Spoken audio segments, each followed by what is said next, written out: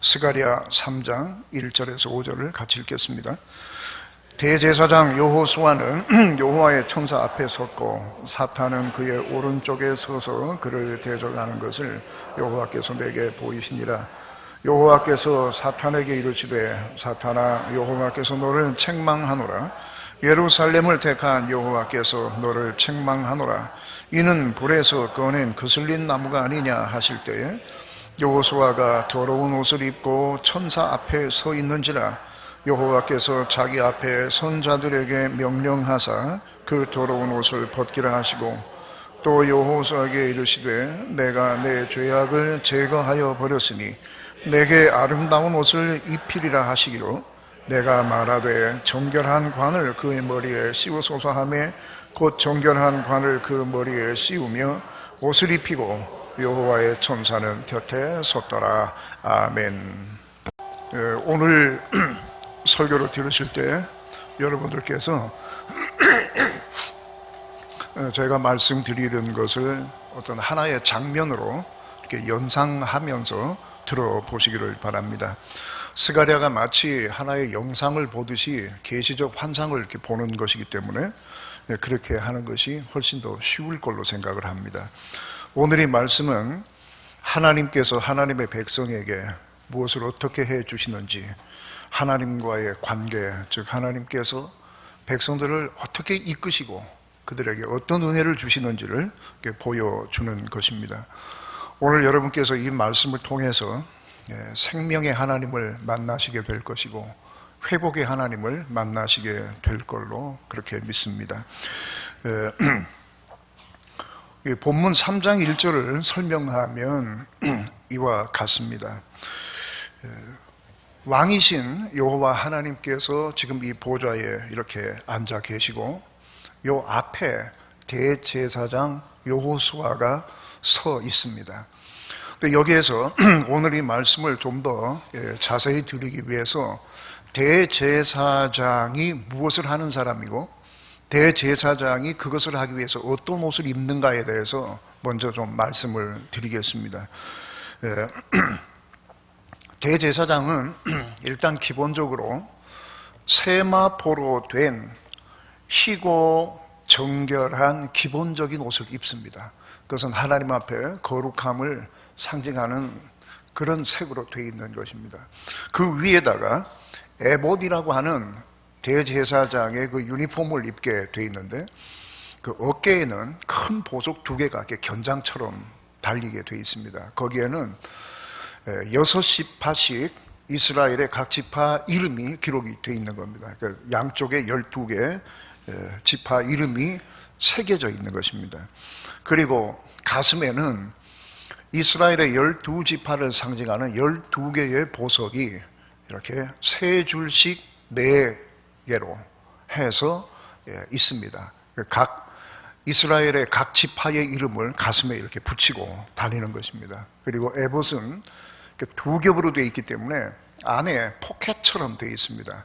그 속에는 우림과 둠밈이라고 하는 하나님의 뜻을 아는 어떤 보석과 같은 것이 들어 있습니다.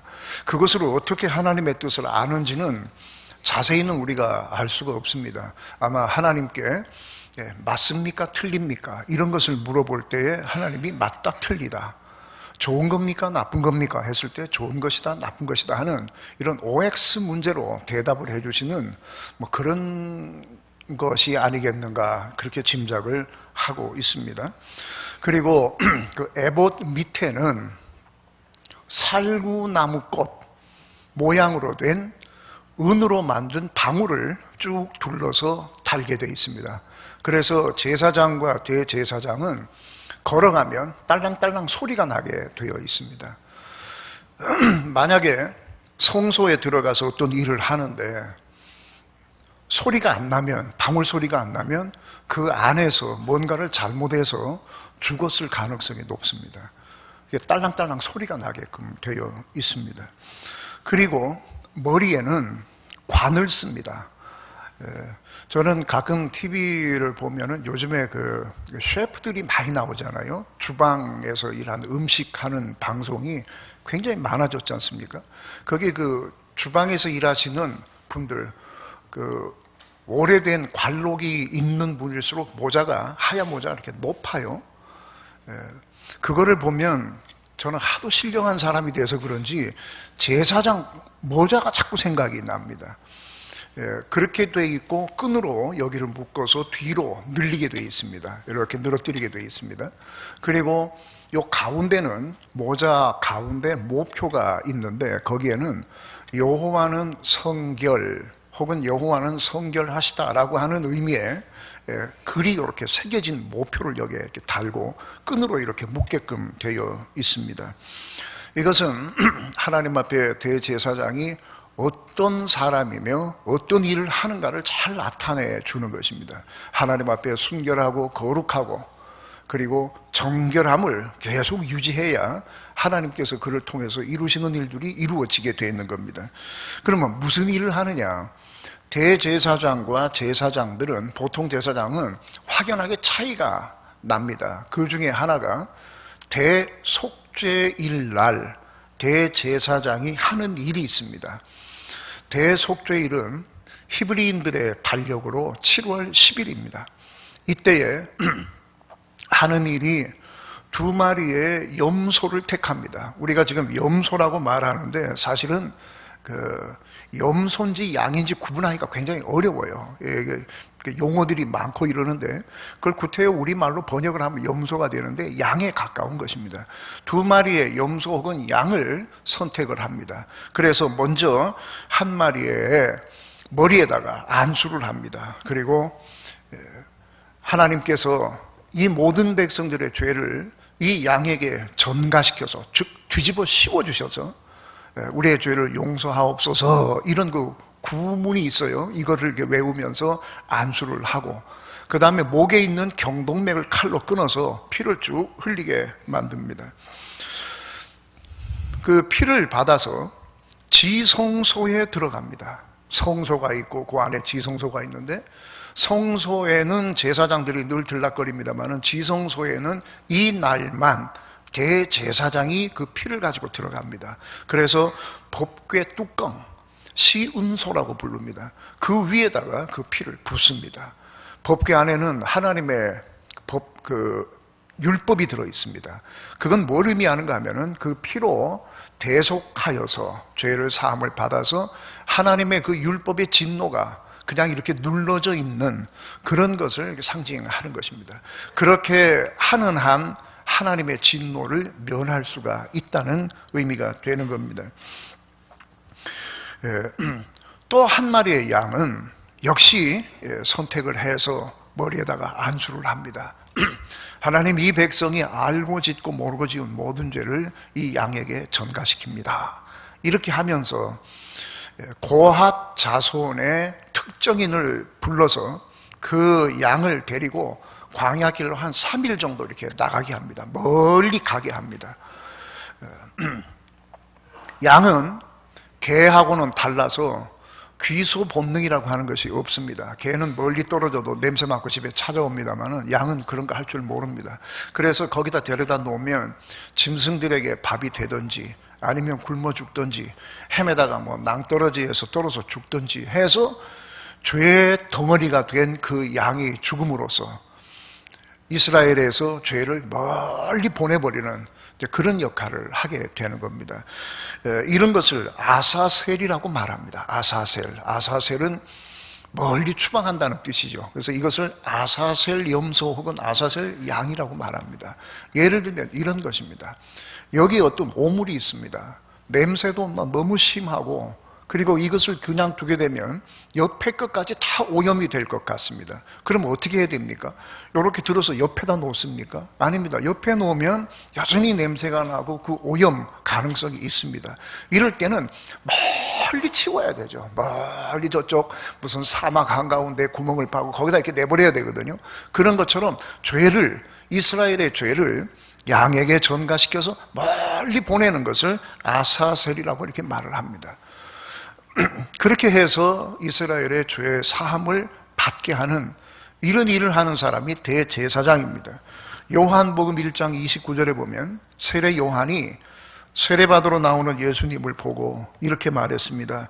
보라, 세상 죄를 지고 가는 하나님의 어린 양이로다. 이렇게 말했습니다. 예수님을 턱 보더니 아, 저분이 아사셀 그 양이로구나. 구약에서 끊임없이 예언되어 왔고 또 그렇게 해서 구원을 이루게 될 것이라고 말씀하시던 그 아사셀 양, 저기 오시는구나. 그렇게 말을 한 겁니다. 자, 이런 일을 하기 위해서 대제사장은 자신을 항상 정결하게 해야 합니다. 그래서 주의 사역을 감당하는 것입니다. 특별히 대속죄일에는 자신을 어느 때보다도 정결하게 해야 합니다. 깨끗한 옷을 입어야 합니다. 물론 밖에서 온몸을 정결하게 하지만은 지성소에 들어갈 때는 더 정결하게 해야 합니다. 여러분, 성막에 들어가면, 문으로 들어가게 되면 제일 먼저 만나는 것이 번제단이라고 하는 것이고, 그 다음에 물두멍이라고 해서 물을 담아놓은 큰 어떤 그 그릇, 큰 그릇이라고 보기엔 너무 큰 그런 그릇에 물이 담겨져 있습니다. 그리고 나서 성소로 들어가고 성소 휘장을 열고 지성소로 이렇게 들어가게 됩니다. 그 물두멍에서 물이 있는 데서 무엇을 하는가 하면은 먼저 온 매무새를 점검합니다. 대제사장이 하나님께서 말씀하신 대로 옷을 입고 그리고 흠 없이 정결한 옷을 입고 그 사역을 감당을 해야 되거든요. 그래서 물에 비친 자기를 봅니다. 요즘 같으면은 뭐 핸드폰 가지고 이렇게 찍어보기도 하고 손거울로 보기도 하겠습니다만 옛날엔 그런 게 없었거든요. 그래서 물로 이렇게 비칩니다. 어깨끈이 풀어졌는지, 모자는 똑바로 써 있는지, 여호와께 성결이라고 하는 건 제 위치에 와 있는지, 코하고 중앙에 와 있는지, 옆으로 약간 삐딱한지, 뭐 이런 걸 다 봐야 되는 거죠. 그리고 나서 손을 씻습니다. 손은 비누로 싹싹 씻고 그러는 것이 아니고 의식적으로 하는 겁니다. 예식입니다. 정결 예식입니다. 손을 담궈서 이렇게 해서 손에 묻은 모든 죄악이 여기서 씻어지는 것을 의미합니다. 이렇게 정결하고 순결한 모습으로 주의 사역을 감당해야 되는 사람이 대제사장입니다. 그런데 오늘 이 말씀을 보면 여호와 하나님께서 이렇게 가운데 계시고 그 앞에 여호수아가 서 있는데, 대제사장 여호수아가 서 있는데, 여러분 3절 말씀을 보시게 되면 여호수아, 대제사장 여호수아가 더러운 옷을 입고 거기 서 있다 그래요. 더러운 옷. 대제사장은 더러운 옷 입고 거기에 서 있으면 안 되는 겁니다. 여호와 하나님 앞에 대제사장 여호수아가 더러운 옷을 입고 거기에 서 있습니다. 이것은 꼭 뭘 말하는가 하면 어떤 사람은 여호와의 어전회의라고 말을 하더군요. 어전회의. 어떻게 보면 그럴 수도 있고요. 어떻게 보면 여호와의 법정입니다. 그 앞에 여호수아가 지금 피고로 서 있고 재판장인 여호와 하나님이 떡 앉아 계십니다. 대제사장이 이렇게 더러운 옷을 입고 있고, 그리고 여기 내용을 보게 되면 모자도 쓰지 않고 있습니다. 대제사장이 모자가 없어요. 그래서 5절에 보면 스가랴가 여호와 하나님 앞에 하나님, 저 대제사장에게 그 관도 좀 씌워주시지고 이렇게 말을 하는 내용이 있습니다. 게다가 2절 끝에 보면 하나님께서 그 앞에 서 있는 남루한 옷, 더러운 옷을 입고 서 있는 제사장에게 이렇게 말합니다. 이 사람은 불에서 꺼낸 그슬린 나무다, 이렇게 말을 하고 있습니다. 그슬린 나무. 이게 어쩌다 이렇게 됐는지 모르겠어요, 대제사장이. 그러니까 이 초라해진 대제사장이 여호와 앞에 죄인이 되어서 고개를 푹 숙이고 남루한 옷을 입고 더러운 옷을 입고 모자는 어디 갔는지도 모르고 이렇게 해서 그 앞에 서 있습니다. 그런데 그 바로 뒤에 여호수아가 서 있는 그 바로 뒤쪽에 웬 천사가 서 있습니다. 본문에 보면 3장 1절에 보면 대제사장 여호수아가 여호와의 천사 앞에 서 있다. 그러니까 지금 마주보고 있는 분은 여호와 하나님이고, 천사가 그 뒤에 있다, 천사 앞에 있다고 하는 것은 천사가 뒤에 있다는 뜻입니다. 여호와 하나님께서 여기 계신다면 지금 이 자리에 지휘자가 지휘하는 저 자리에 남루한 여호수아가 서 있고 그 뒤에 마치 변호사처럼 보이는 천사가 있고요. 그리고 왼쪽에는, 지금 여기 왼쪽에는 누가 있는가 하면은 사탄이 서 있습니다. 그러면서 하나님 앞에서 그 남루한 옷을 입고 있는 대제사장에게 뭐라고 하는 겁니다. 하나님, 이놈 보세요. 옷꼴 좀 보세요. 모자도 어디 갔는지 없어요. 이 사람이 무슨 뭐를 합니까? 이러면서 마구 대적을 하고 있습니다.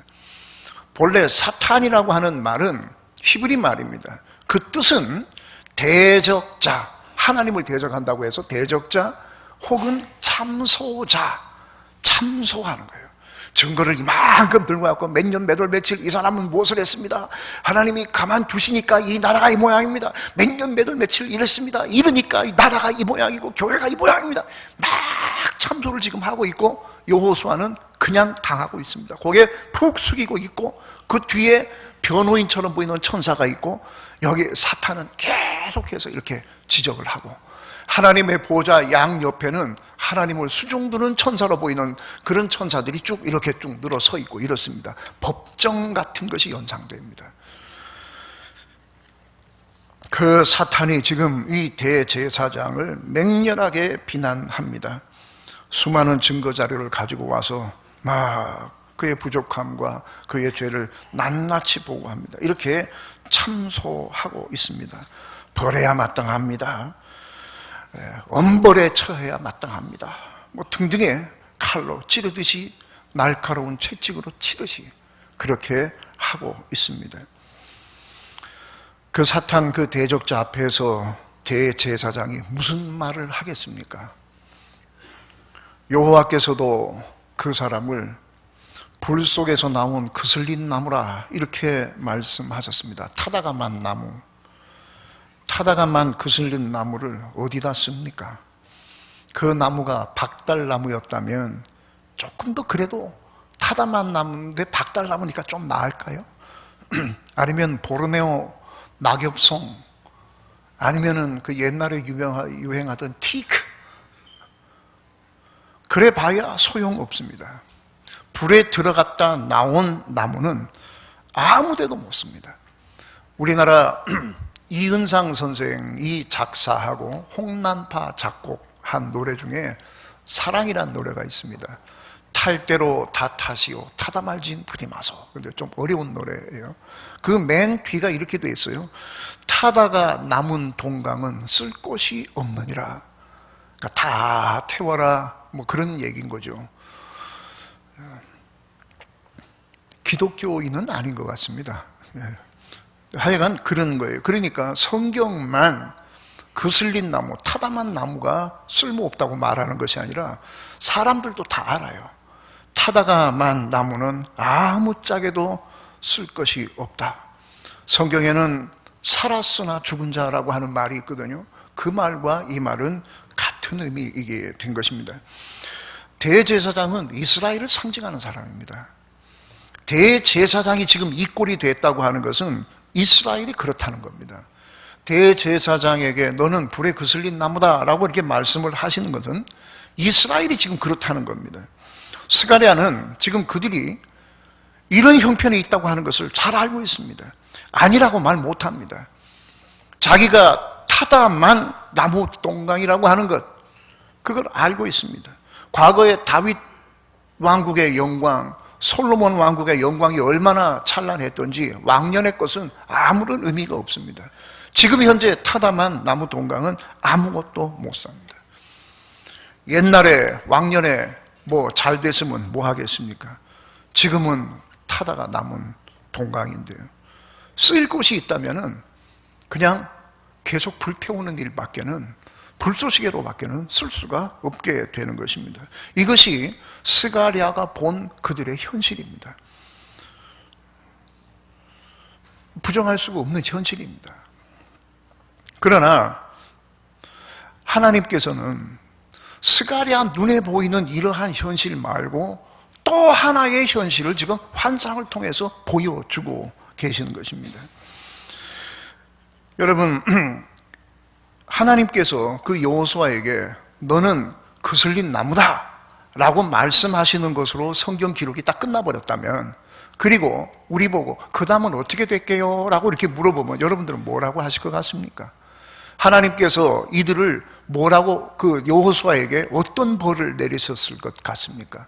우리는 하나님의 은혜를 아는 사람들이기 때문에 그런다고 벌 받는 거 아니고, 그래도 하나님께 오게 되면 하나님의 은혜가 있다고 하는 것을 아는 사람입니다만은, 이런 걸 모르는 사람들일 경우에 하나님께서 너는 타다가만 그슬른 나무로구나 이렇게 말씀하시고 사탄이 옆에서 계속 참수하고 이러면 어떤 결과가 나올 것 같습니까?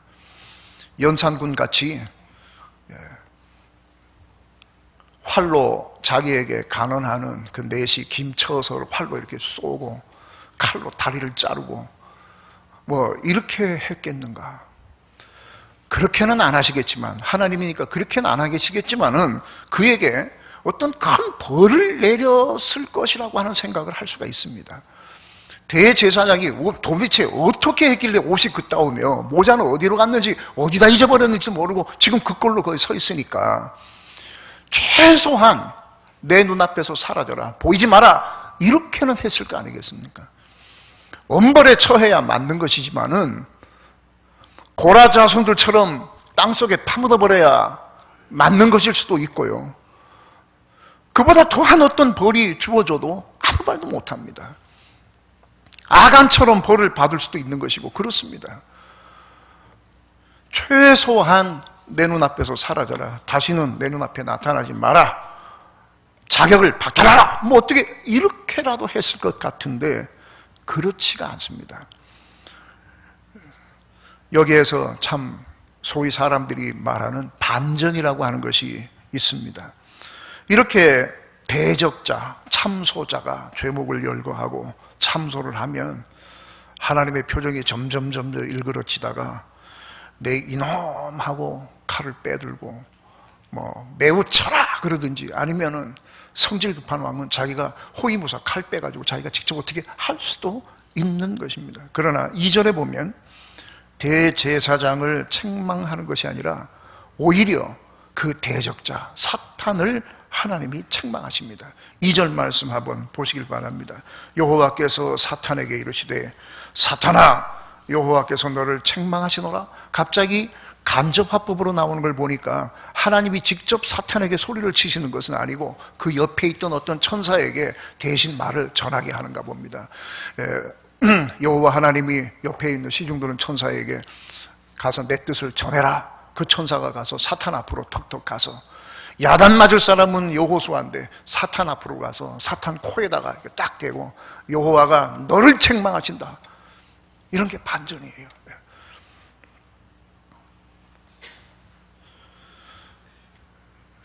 4절에 보면 대제사장 너도 잘한 것 없어, 둘 다 내 눈앞에서 사라져라, 이렇게 말씀하시는 대신에 4절의 말씀을 보시죠. 대제사장의 더러운 옷을 벗기고 새 옷, 즉 아름다운 옷을 입히라, 이렇게 말씀을 하셨습니다. 참 놀라운 것입니다. 여러분, 지금 이것은, 여기 이스라엘은 우리를 말하는 겁니다. 옛날 이스라엘 사람들의 과거를 지금 설명드리는 것이 아니라 저하고 여러분 얘기를 지금 하고 있는 것입니다. 4절을 다시 봅니다. 더러운 옷을 벗기시면서 하는 말씀은 두 가지입니다. 첫째는 내가 내 죄악을 제거하였다, 이렇게 말씀을 하십니다. 여기 제거하였다고 하는 말은 멀리 보내버렸다는 말입니다. 아까 말씀드린 것처럼 냄새나는 오물, 뭔가를 오염시키는 오물을 멀리 치워버렸다. 아까 양에게 죄를 뒤집어 씌워서 전가시켜서 멀리 보내는 것을 아사셀이라고 말씀드렸습니다. 그러한 비슷한 의미가 되는 겁니다. 멀리 보냈다는 것. 내가 너의 죄를 제거하였다, 이런 말은 그냥 뭐 그럴 수도 있는 거니까 없던 일로 하자든가 이런 말이 아닙니다. 하나님께서 우리의 죄를 제거하실 때는 우리 편에서는 하는 것이 아무것도 없지만은 양에게 죄를 전가해서 멀리 보내서 그 양을 죽게 함으로써 대속하는 것처럼 그러한 원리로 너희들의 죄를 제거했다라고 하는 겁니다. 우리 편에서 한 것이 없습니다만은 하나님 편에서는 엄청난 일을 하셔야 이것이 가능한 겁니다. 그렇게 해서 내가 내 죄를 제거하였다라고 말씀을 합니다. 아사셀 염소처럼 내 죄를 저기로 집어 던져버렸다. 너를 오염시키고 있던 그 죄를 저기로 버려버렸다. 저기 무슨 뭐 네바다 산 그 주의 산악 가운데 묻어버렸다. 이런 뜻이 되는 겁니다. 그렇게 했다는 겁니다. 그리고 그 다음에 뭐라고 말씀하십니까? 너에게 아름다운 옷을 입히리라. 영화롭게 하신다는 겁니다. 그 더러운 의복을 벗겨버리고 영화로운 옷을 입혀주신다는 겁니다.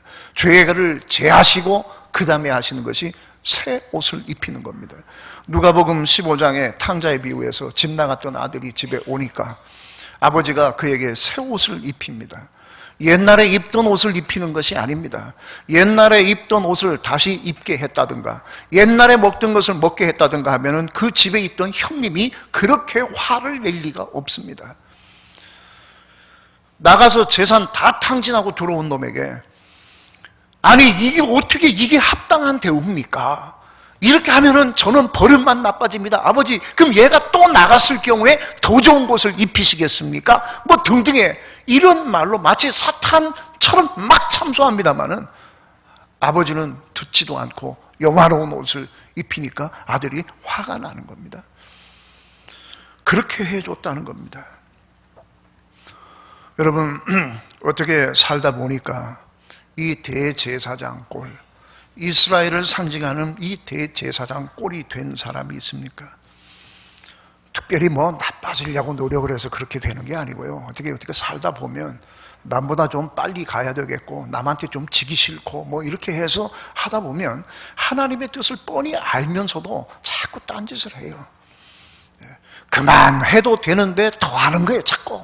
그러다가 멀어지고 하다가 옷이 더러워지는지도 모르고요. 모자가 어디 가서 벗겨졌는지도 모르고 막 이렇게 살다가 정신 딱 차려보면은 이 꼴이 돼 있어요.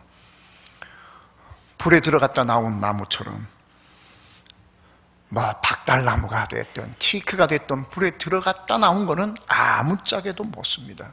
집안이 좋으면 뭘 하고 학벌이 좋으면 뭐 합니까? 불에 들어갔다 나오면 그 모든 것이 전부 다 소용없게 되는 것입니다. 불 먹은 나무를 어디다 씁니까? 페인트 칠하면 다시 쓸 수 있습니까? 불 먹은 나무를. 시커멓게 된 부분을 대패질을 하면 다시 쓸 수 있습니까? 천만에 만만입니다. 못 씁니다.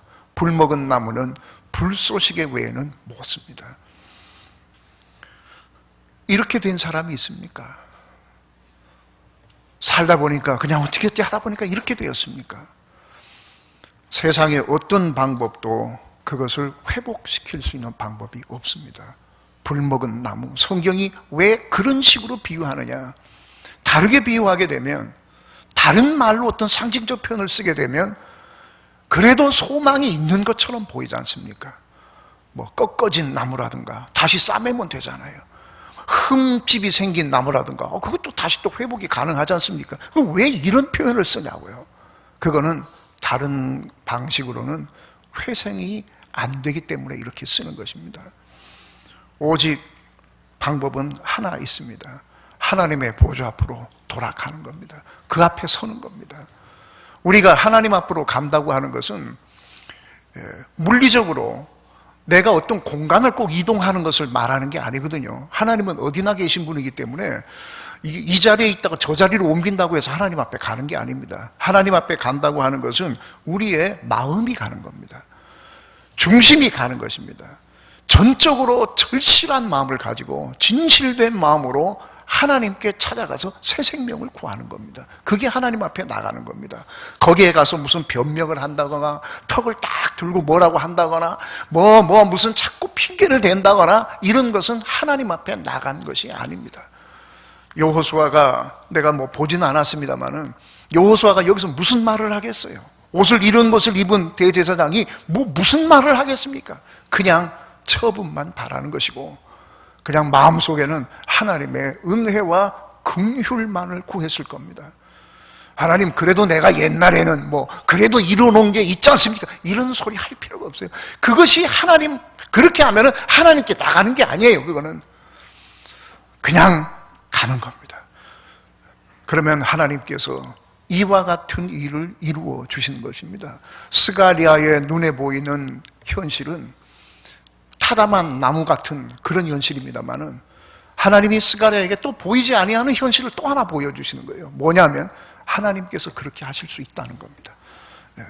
옷을 새 걸로 갈아 입히실 수가 있고 그들의 죄, 누적되어 있는 정말로 인생을 망칠 수밖에 없는 그 누적된 죄를 멀리 옮기실 수 있다는 것입니다. 이렇게 해서 다시 살아날 수 있다고 하는 것, 이걸 말합니다. 그거를 보여주신 겁니다. 그게 또 하나의 현실입니다. 죄 때문에 죽어가는 것도 현실이지만은 하나님의 은혜로 살아나는 것도 또 하나의 현실입니다. 이것을 스가랴가 본 겁니다. 여러분, 이것을 본 스가랴는 이렇게 말합니다. 대제사장 모자가 없어졌다 그랬지 않습니까? 하나님께 이렇게 말합니다. 저 사람에게 정한 관을 씌우소서. 이 말은 대제사장이 다시 대제사장의 사역을 감당하는 걸 말합니다. 여러분, 대관식이라고 하는 것 많이 얘기 들으시고 보셨죠? 왕이 될 사람이 다 옷을 갖춰 입고 나가서 서약할 거 다 하고 그런 다음에 맨 마지막에 하이라이트로 왕관을 이렇게 떡 씌우면은 대관식이 끝나는 겁니다. 왕의 고난이 그에게 위임되는 것입니다. 대제사장도 옷 다 입고 가서 이렇게 서 있으면 선배 대제사장이 하나님 앞에서 의식을 다 하고 맨 마지막에 모자를 씌웁니다. 그리고 성령의 기름을 붓습니다. 시편 132편에 보면 아론이 대제사장으로 위임을 받을 때에 성령의 기름을 이렇게 상징하는 기름을 부었는데 기름이 확 타고 내려서 수염을 줄줄 타고 내려서 옷깃에 스며들어서 옷을 다 적셨다고 그래요. 또 다른 기록에 보면 그 기름이 흘러서 뒤꿈치를 이렇게 타고 내려서 뒤꿈치가 이렇게 잠길 정도로 풍성하게 하나님의 성령의 은혜가 임했다고 되어 있습니다. 관을 씌웠다고 하는 말은 무슨 말입니까? 이제 대제사장의 사역이 시작되는 걸 말합니다. 그가 기도하면 하나님께서 응답하실 것이고 그가 이스라엘 백성들의 죄사함을 위해서 제사를 드리게 되면 하나님은 거기에 응답하셔서 죄사함이라고 하는 놀라운 일들이 일어나게 될 겁니다. 죄사함이 일어난다고 하는 것은 죄만 사함을 받는 것이 아니라 죄사함을 받았기 때문에 하나님의 은혜의 보좌 앞으로 나가는 걸 말합니다. 하나님께서는 그들을 돌보시게 될 것이고 하나님께서 역사하셔서 그들의 삶은 물된 동산같이 변하게 될 겁니다. 성령의 충만함을 입고 사죄의 은총을 입고 하나님의 은혜를 입고 젖과 꿀이 흐르는 땅에서의 삶이 시작될 것이라는 그런 의미가 됩니다. 복음 중에 복음이고 회복 중에 회복의 말씀이 여기에 있고 이러한 일들이 이렇게 일어난다는 것입니다. 죄인이 의인이 되고 남루하고 초라하고 더러워진 의복을 벗고 용화로운 옷을 입는 것, 이게 다 하나님의 은혜입니다. 내가 스스로 이렇게 할 방법은 없습니다. 타다가만 거슬린 나무가 스스로 회복될 수 있는 방법이 없습니다. 주변에서 누가 도와준다고 해서 거슬린 나무가 새 나무가 되는 법이 없습니다. 이것은 여호와 하나님만 하시는 것입니다. 하나님께서 그래서 오라고 하는 겁니다. 자꾸 하나님께서 오라, 내게로 오라, 내게로 오라 이렇게 말씀하시는 것은 이것을 해 주시기 위해서 그런 것입니다. 여러분, 하나님께서 오라고 하실 때에 하나님 앞에 중심을 가지고 가시기를 바랍니다. 그리고 그 앞에 엎드리시기를 바랍니다. 무슨 변명하지 마시고 그래도 내가 옛날에 뭐를 했고 뭐를 이뤄놨고 하나님 나를 이렇게 대접하시면 안 되고 그런 거 하면 하나님 앞에 나간 것이 아닙니다. 그것은 하나님하고 토론하는 것이고 하나님하고 무슨 거래하는 것이지 하나님의 은혜를 구하는 것이 아닙니다. 하나님의 은혜를 구하러 낮은 자세로 나가시면 하나님은 누가 됐든지 이 대제사장에게 베푸시는 것과 같이 내 죄를 사하였다, 멀리 보내버렸다, 아사셀처럼 멀리 보내버렸다고 말씀하시고 새 옷, 그것도 그냥 깨끗한 옷이 아니라 용화로운 옷을 입혀주는 역사가 나타나게 되는 겁니다. 여러분, 하나님이 오라고 하실 때에 우리에게 이렇게 말씀하시는 게 아닙니다. 와봐라, 그래서 같이 고민해보자, 같이 한번 해결해보자, 이런 말이 아닙니다. 하나님께서는 이미 모든 것을 다 해결하시고 그 해결한 그 하나님의 은혜 속으로 우리를 부르시는 것이지, 하나님께 나가면 그때부터 이제 뭔가가 풀려가기 시작을 하는 것이 아니고 하나님의 은혜 속에 들어가는 겁니다. 같이 고민해보자, 같이 살 또 방법을 한번 찾아보자, 이러는 것이 아닙니다. 하나님의 세계는 모든 것이 다 이루어진 세계입니다. 그리 나가면 되는 겁니다. 죄사함도 시작되는 것이 아니라 죄가 사해져 버립니다. 그리고 영화로운 옷이 입혀집니다. 이제 거기에 그 옷에 맞는 나를 만들어 가는 것만 남았습니다. 좀 웃기는 말로, 이거 준비한 것도 아닌데 우리 지금 이거 불어로 통역하고 있거든요. 저기서 저 유족들 가운데 프랑스에서 오신 분이 있어서 불어로 지금 통역하는데, 통역하는 사람이 되게 당황을 할 것 같은데 제주껏 하십시오. 여러분, 여름에 수영복 입으려면 어떻게 해야 됩니까? 여름에 비키니 한번 입으려면 그냥 입습니까? 저는 여러 사람한테 말을 들었습니다. 그 수영복 입고 바닷가 모래밭 한 2시간 뛰어다니려고 몇 달 전부터 난리 뻐거지를 합니다. 그렇지 않습니까? 다 그런 거죠. 결혼식을 앞둔 사람들이, 신부가 결혼식에 아주 맵신하는 드레스를 한번 딱 입으려고 그 전부터 많은 노력을 합니다. 하나님께서 우리에게 영화로운 옷을 입히셨습니다. 영화로운 옷을 입었는데 옷이 맞지가 않는 거예요. 맞지가. 그 정도 옷을 입으려면 이 정도는 돼야 되는 것인데 영 옷하고 몸하고 따로 놀아요. 그런데 그럼에도 불구하고 하나님께서 옷을 입히시죠. 제 중학교 1학년 때 사진이 있는데 그걸 보면 모자가 너무 커가지고 귀가 이렇게 눌려 있어요. 이렇게. 그러니까 금방 큰다고 큰 모자를 사가지고 우리 형님이 안에다가 신문지를 말아서 써줬는데도 귀가 이렇게 돼 있어요. 여기까지 이렇게 내려와가지고 안에 신문지를 빼고 이렇게 하면 모자가 뱅뱅 돌아갈 정도로 큰 걸로 하고, 옷도 큰 거를 사서 안에 거를 집어넣었어요. 안에 그래서 팔은 맞는데 목이 이만해가지고요, 손이 들락날락, 옷이 안 맞아요. 군인 간 사람들도 보면은 군복이 몸에 딱 붙질 않아요. 뭔가 엉성하고 금방 들어간 촌티가 줄줄줄줄 나고 그렇습니다.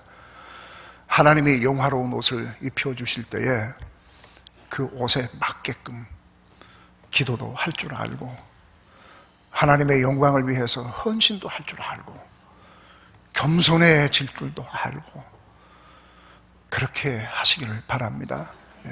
하나님 앞에 나오면 하나님께서는 더러운 옷을 입고 나가도 사탄을 뭐라고 하지 그 사람을 뭐라고 하지 않습니다.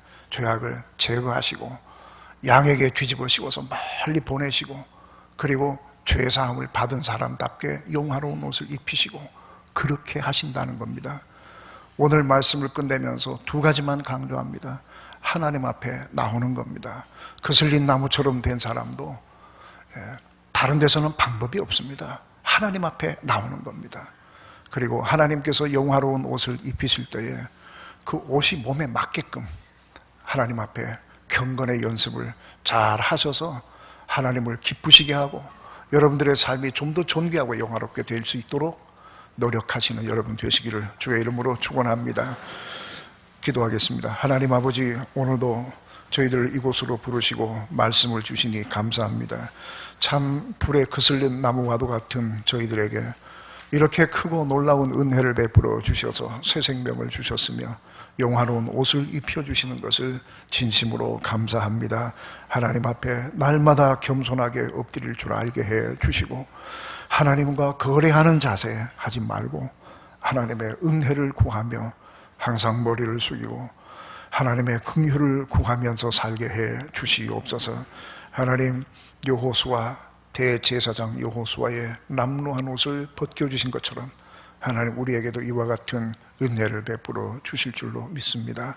하나님, 사탄의 참소가 참 엄청납니다마는 하나님께서 그 말을 들으시고 우리를 꾸짖는 것보다 원수들 목전에서 보라는 듯이 상을 차리시고 내 머리에 기름을 바르시고 잔을 채워주시는 이 은혜를 앞으로도 풍성하게 경험하면서 살게 해 주시옵소서. 아버지 하나님, 모든 영광을 받아 주옵소서. 예수 그리스도 이름으로 기도하옵나이다. 아멘.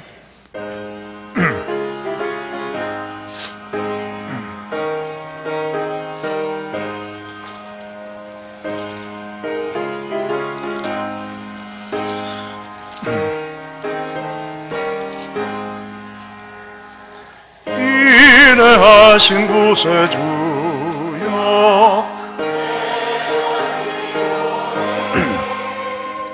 죄인 오라 하실 때에 날 부르소서.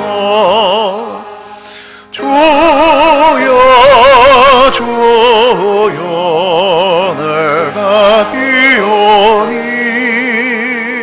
죄인 오라 하실 때에 날 부르소서. 자비하신 보좌 앞에 꿇어 엎드려 자복하고 회개하니 믿음 주소서. 주여 주여 내가 비오니 죄인 오라 하실 때 날 부르소서. 주의 공로 의지하여 주께 가오니 상한 마음을 고치시고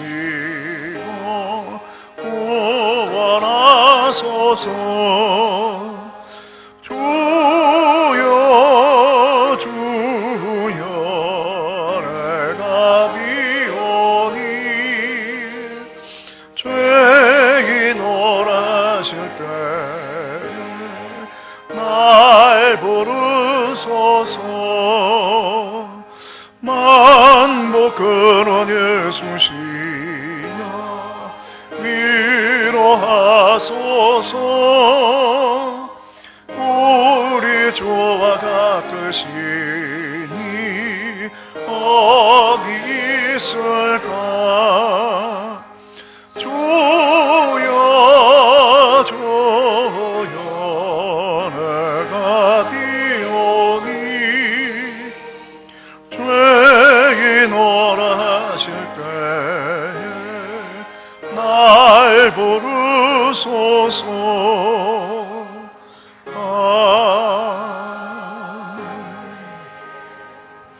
지금은 우리 주 예수 그리스도의 은혜와 하나님 아버지의 극진하신 사랑하심과 성령의 감화 감동 교통하심이 오늘도 그슬린 나무를 새 생명 주시는 하나님의 은혜 속에 살고자 하는, 이와 같은 은혜 속에 살고자 하는 사랑하는 모든 성도들과 성도들이 기도할 때마다 이름을 부르는 모든 심령들의 머리 위에 이제로부터 영원토록 함께 하시기를 간절히 축원하옵나이다. 아멘.